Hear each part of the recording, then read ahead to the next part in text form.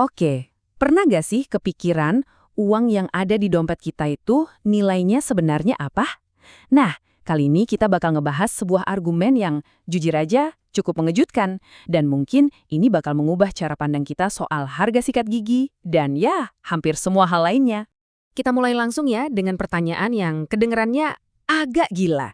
$100 buat sikat gigi, itu kan sekitar 1,5 juta rupiah loh.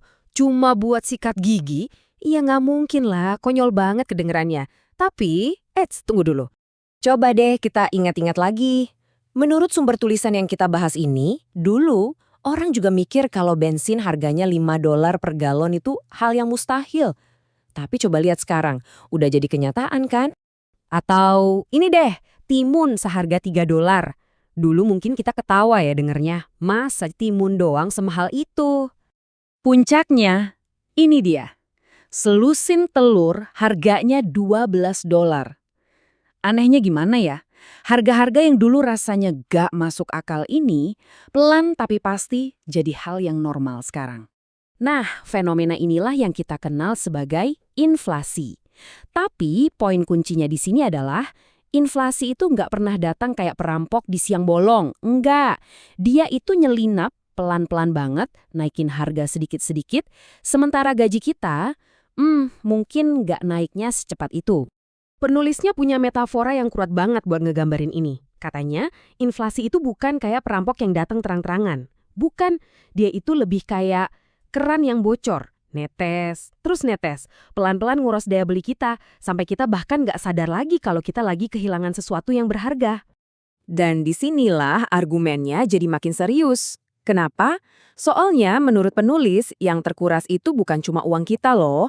Dampaknya ternyata jauh lebih personal, lebih dalam dari sekedar angka di rekening tabungan. Jadi, apa sih yang sebenarnya hilang? Penulisnya nyebutin 3 hal paling berharga buat kita. Pertama, waktu kita. Kenapa? Karena kita jadi harus kerja lebih lama buat beli barang yang sama. Kedua, pilihan kita. Karena pilihan yang bisa kita beli dengan uang kita jadi makin sedikit. Dan yang terakhir, puncaknya, kebebasan kita. Biar lebih kebayang, yuk kita lihat sebuah perumpamaan sederhana yang disajikan sama penulis. Ini cerita tentang 2 orang penabung, tapi dengan strategi yang beda banget. Jadi gini, bayangin ada 2 orang. Orang A, dia nabung $300 di bank. Nah setelah 2 tahun, saldonya ya tetap $300. Tapi kok rasanya uang itu jadi lebih kecil? Ya iyalah, harga-harga di luar sana kan udah pada naik. Terus ada orang B, dia beda. Dia nggak nyimpen dolar. Uang itu dia ubah jadi 0,01 Bitcoin. Nah ini dia beroperasi dengan prinsip nilai yang sama sekali lain. Nah ini nih yang membawa kita ke sebuah kesimpulan yang provokatif banget dari si penulis.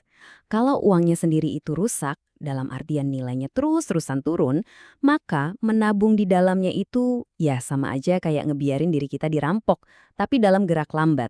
Oke, setelah ngebeberin masalahnya, penulisnya tentu nggak berhenti di situ aja. Dia kemudian nawarin sebuah alternatif yang dia anggap sebagai solusi.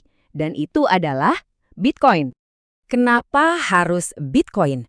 Menurut argumen ini, jawabannya cuma satu dan ada di angka ajaib ini, 21 juta. Cuma bakal ada 21 juta Bitcoin yang pernah ada di dunia. Titik. Nggak bisa ditambah, nggak bisa diubah. Pasokannya itu mutlak, bener-bener terbatas. Penulisnya menyajikan ini dalam sebuah perbandingan yang tajam banget. Di satu sisi, ada uang fiat yang katanya terus-terusan meleleh nilainya dan seolah-olah mengambil masa depan kita. Nah, di sisi lain, ada sebuah aset yang bertahan dan malah melindungi masa depan itu.